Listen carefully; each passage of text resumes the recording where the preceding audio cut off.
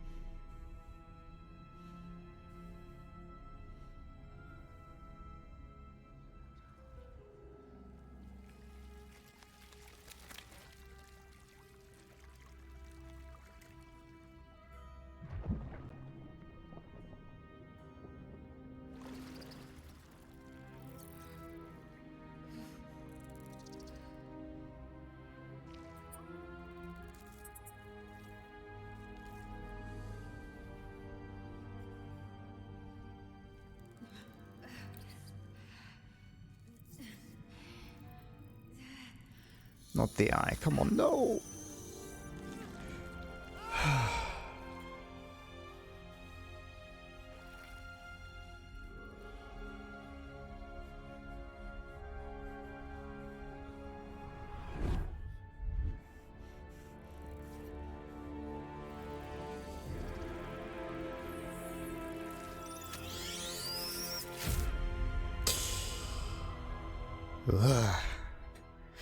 Reminds me of the translation fish that's going to swim into your ears.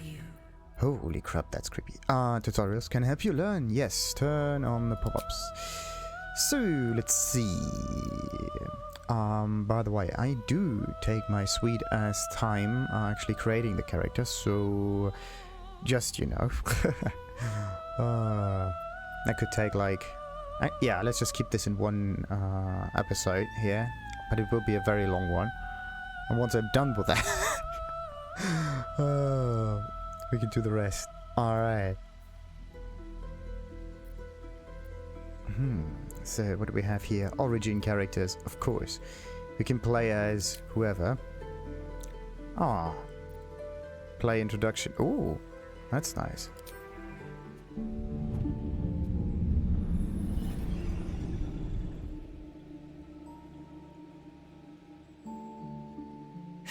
Darling, don't be shy. I promise not to bite until we've been formally introduced. My name's Asterion, and I've spent a century stalking the night, hunting for pretty morsels just like you. A man called Cazador made me what I am, kept me like a pet, forced me to do his bidding. No more. The Tadpole's influence broke his dominance over me, and now I can finally pursue the one thing I've hungered for these long, dark years.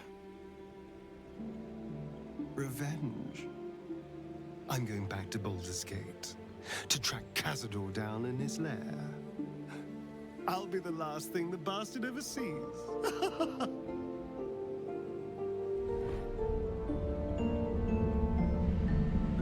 Now, isn't that great? So this is our lizard men, basically. All high and mighty and whatnot. What do we have? Different kind of weapons and so on. But this is the origin character, so they come already predefined.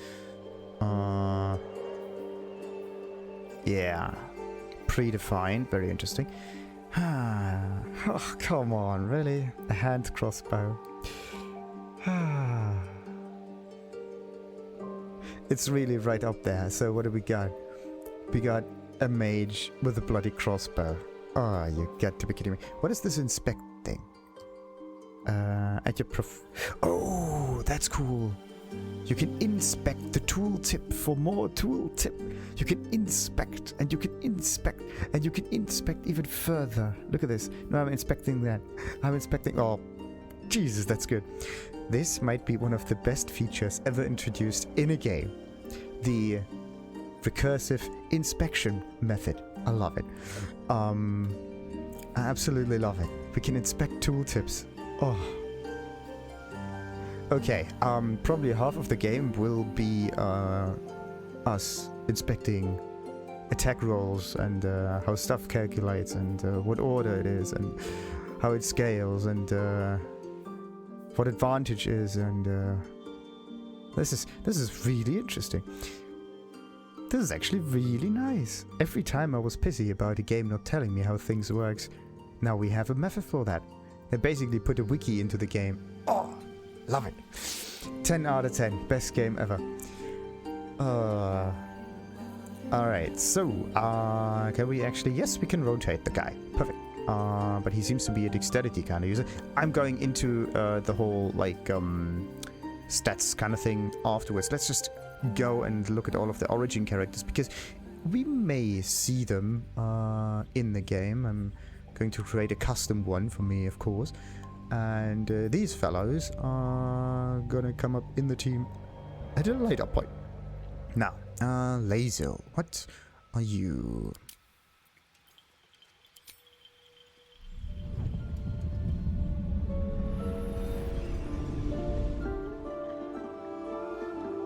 Since I was born in the cold reaches of world space, I have known but one purpose: to wield a silver sword and ride a red dragon in service of my regent, the Githyanki Queen Vlaakith.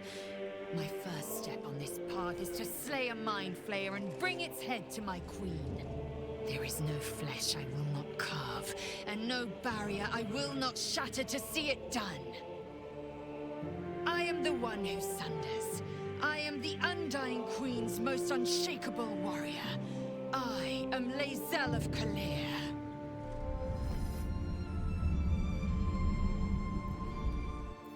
Why was she like stumbling backwards for a moment, as if she was possessed by something?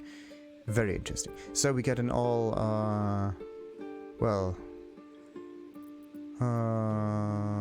high and mighty character, another high and mighty character.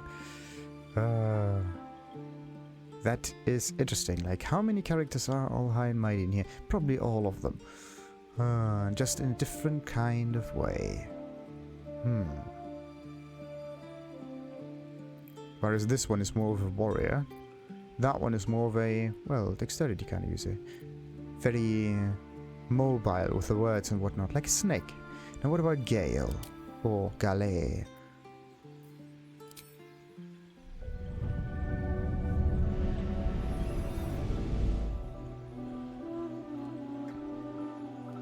Well met, stranger. You find yourself in the presence of the renowned wizarding prodigy, Gale of Waterdeep. Please, no need to be intimidated. My virtuosic talents once caught the eye of the goddess of magic herself, Mystra, who named me her chosen, and her lover. Thanks to a slight miscalculation on my part, that relationship eventually soured. as did the greatest of my powers. Now I'm merely a humble wizard on the road to redemption. Unless I can find the path to something greater.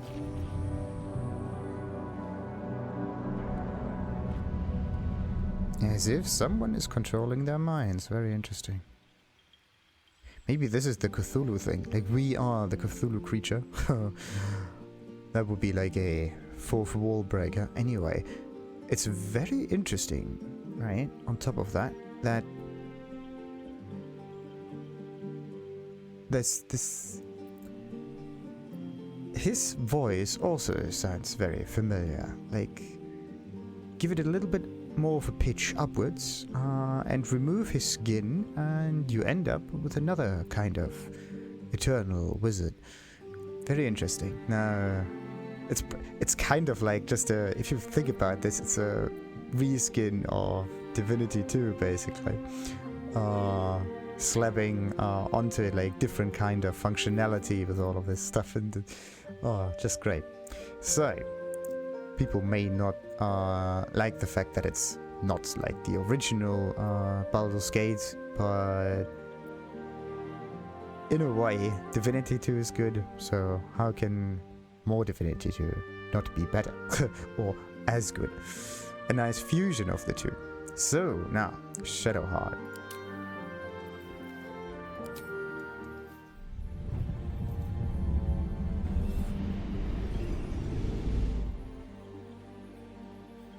My name is Shadowheart, loyal servant of Shar, goddess of darkness and loss. There is little more I can tell you than that. My Lady Shar tasked me with a mission of such secrecy that I surrendered great swathes of my memory in order to safeguard the knowledge of it. All I know is that I must bring the artifact I hold to Baldur's Gate, and that nothing can stand in my way. My goddess is watching.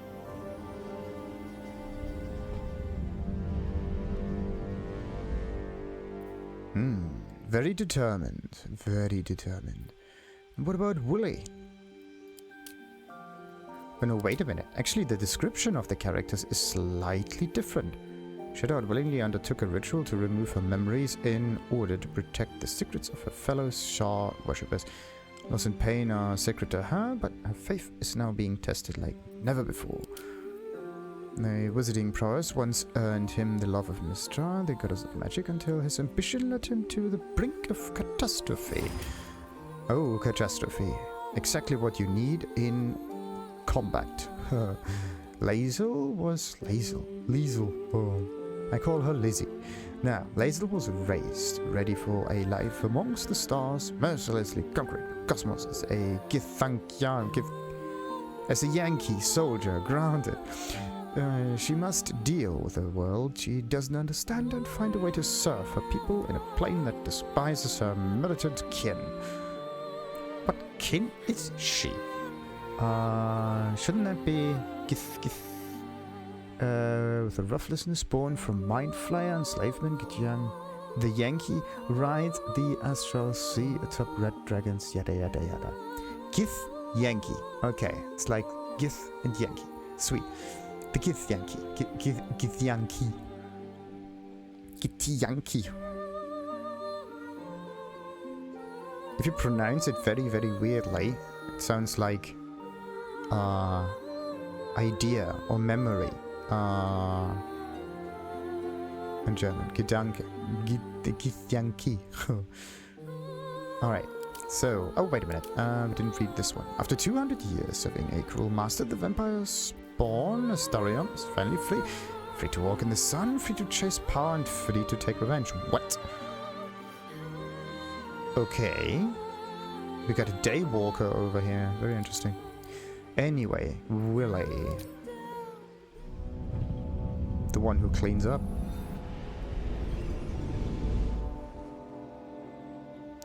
Oh, why? 7 years ago, I was exiled from Baldur's Gate, the city I call home. My name is Wyll, but the people of the Sword Coast call me the Blade of Frontiers, champion of the meek, defender of the innocent. The truth isn't quite so simple. But they're right about one thing. I hunt monsters, and I always catch my prey. My latest target is a devil, and I'm right on her tail. Once I'm through with her, she'll never escape the fires of the first hell. Interesting. That one kind of reminds me of the dwarf. Because his story is a bit more, well, how do you call it? A bit more personal, right? So, known as the Blade of Frontiers, Wyll uses his magic to fell the monsters and devils menacing the Sword Coast. In a moment of desperation, he accepted an offer of great power, forcing him into an infernal game he is struggling to play. Oh, this kind of stuff. So, what else? And there we have it. Human, warlock, whatever cantrips is. The Fiend, okay. A folk hero, good. Yeah, we are definitely going to look into that later. What about Karlach? Aww. I think I will definitely get myself some kind of a tiefling in the group. Huh. That one looks nice. Karlach has escaped 10 years of service in the Hells with nothing but the axe on her back and the infernal engine blazing furiously, where her heart used to be. Oh, this thing. Uh-huh.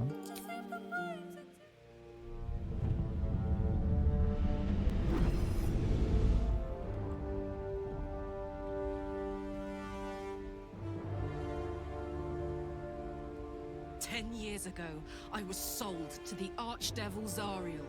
She put a hellfire engine in my chest and made me her prize soldier. But I've escaped now. Thank you, mind flayers. And I've got a few scores to settle. If this engine doesn't burn me to ash first, I'll need people I can trust, an infernal mechanic, and a serious amount of luck. But you know what? I'm not worried. After 10 years in the Hells, I can take on anything. I've got my chance at freedom, and believe me, I'm going home. Mm-hmm. Interesting character. So this is basically the happy-go-lucky kind of warrior.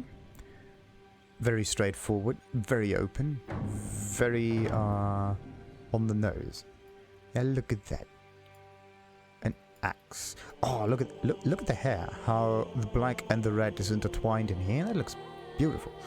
Alright, now, the Dark Urge. Well, it doesn't look that dark, does it? Am I going to make a lizard? Oh, that looks so cool. Sweet. You remember nothing but a path paved with blood. Unimaginable cruelty whispers to you from within. Can you escape it? Would you even want to? Your appearance and class can be fully customized. Interesting. So the Dark Urge can be changed. What's so special about this character?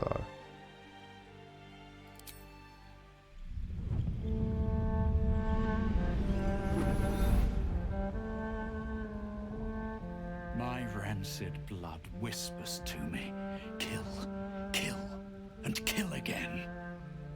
My ruined body yearns to reap death in this world. And when this foul urge calls, it possesses my whole being. Injured, beyond repair. I know nothing besides this. I must resist the dark urge, lest it consume my mind. I must discover who I was and what happened to me before my twitching knife hand writes a tragedy in blood. Are you Solara by any chance? Oh yes, Solara. I thought I've heard that voice. Oh, this is just so sweet. Maybe we do find someone like Solara. Someone who's like,